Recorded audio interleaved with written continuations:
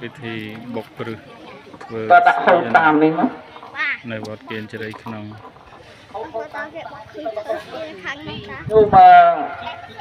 នេះកម្មវិធីបន់ការប្រាក់ដើម្បីប្រមូលបច្ច័យកសាងស្ពានឆ្លងព្រែកនៅគៀនជ្រៃក្នុង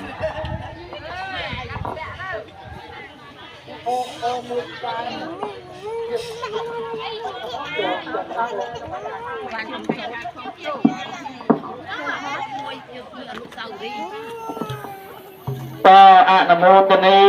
ញោមណាប្រកាសបច្ច័យអង្គប្រការមកបច្ច័យហ្នឹងបូកទាំងដែនប្រការអីហ្នឹងទៀតណាញោមណា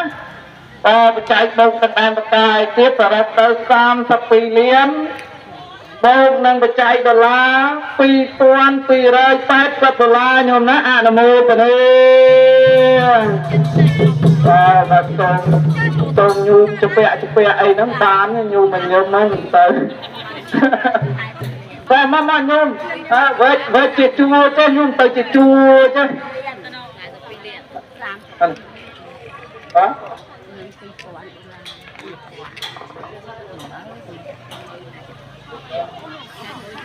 តែឲ្យ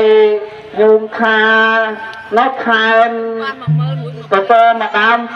$500ទៀតញោមណាអនុមោទនីញោមរងនឹង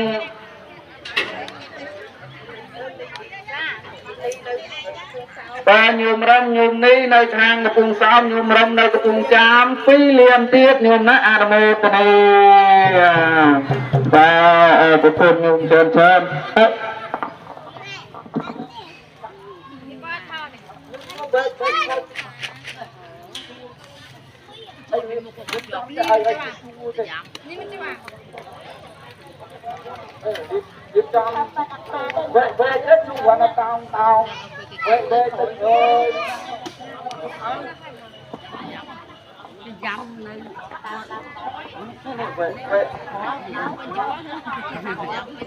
ហើយញោម